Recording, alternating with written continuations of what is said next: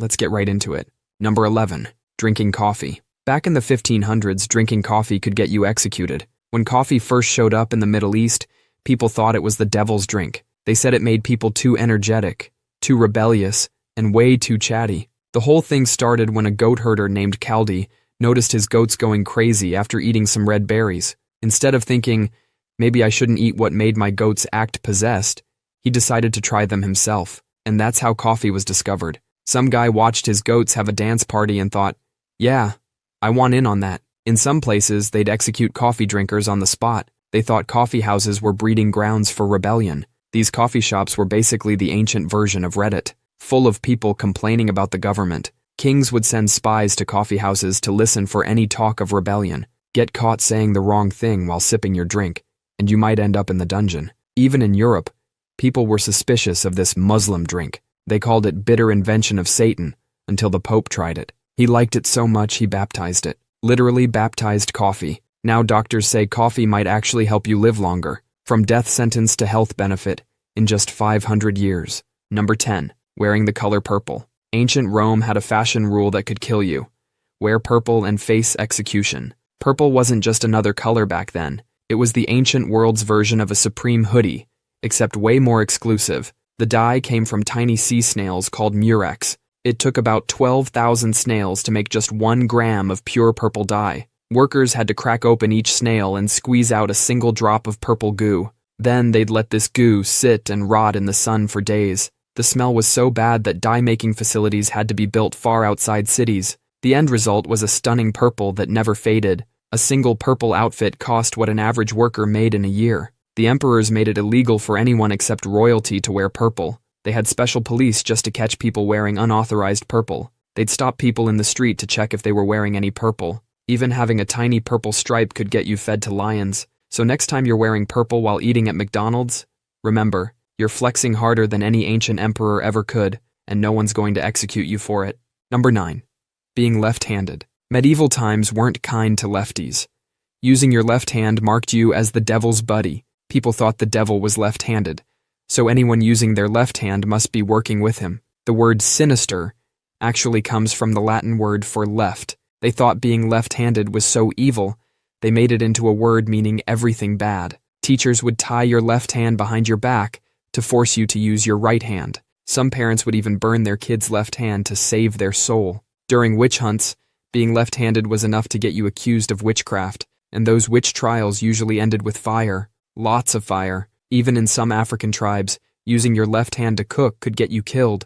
They thought the evil in your left hand would poison the food. This wasn't ancient history either. Your grandparents might remember getting their hands slapped for being left-handed in school. Number 8. Eating potatoes. Europeans initially treated potatoes like poison, which wasn't completely wrong. They wouldn't even feed them to their pigs. The leaves and stems of potato plants contain enough poison to kill you. Even the potato itself can turn toxic if stored wrong. Store potatoes in a warm, dark basement, and they release toxic gas. Enough potatoes in a small space can literally kill you in your sleep. Frederick the Great of Prussia had to trick his people into eating them. He planted huge fields of potatoes and hired armed guards to protect them during the day, but at night, he told the guards to go home and pretend to sleep. Local peasants saw these valuable plants being guarded and started stealing them. The man basically invented reverse psychology over potatoes. Then the Irish figured out potatoes were actually pretty good, maybe a little too good. But that's another story. In 1562, Naples had kiss police. Smooch in public and lose your head. The city had actual officers patrolling the streets looking for couples getting too close. Get caught kissing, and you might end up with your head on a stick. In 1439, King Henry VI banned kissing in all of Britain. He thought kissing would spread disease. This is the same guy who later went insane and spent years just staring at walls. But sure, let's take medical advice from him. In 1910, France banned kissing at train stations, not because it was immoral, but because lovers were taking too long to say goodbye. The trains couldn't leave on time. The French banned kissing. That's like Switzerland banning chocolate or Canada banning apologizing. Number 6. Coin clipping. Shaving tiny bits off coins used to be punishable by death. Back then, coins weren't just stamped metal like today. They were actually made of gold and silver. The coin's value was the metal itself. Some clever folks figured out they could shave tiny bits off the edges, collect enough shavings, and you could melt them down for profit. It was basically taking tiny bites out of money that was actually worth something. Some people got really creative with their coin crimes. They'd drill holes in the middle of coins, fill them with cheaper metal, and smooth it over. Others would put coins in bags and shake them around. The metal dust that came off could be collected and sold. The government saw it as an attack on the entire economy. Getting caught wasn't just illegal, it was treason. And treason meant death. They'd execute entire families for shaving a few coins.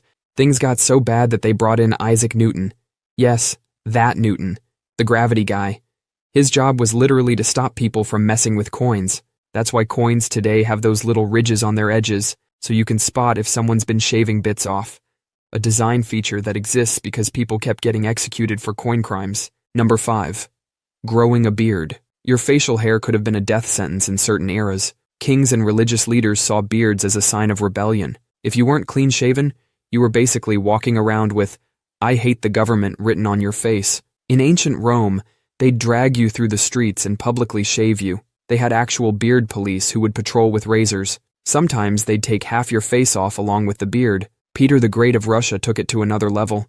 He made his nobles line up while he personally shaved their beards off with a rusty razor. Those who refused got their heads shaved instead, right off their shoulders. If you really wanted to keep your beard, you had to pay a special tax. You'd get a little copper token that said, "The beard is a useless burden." It was basically a parking permit for your face. No token meant the police would shave you right there on the spot. That's all for today.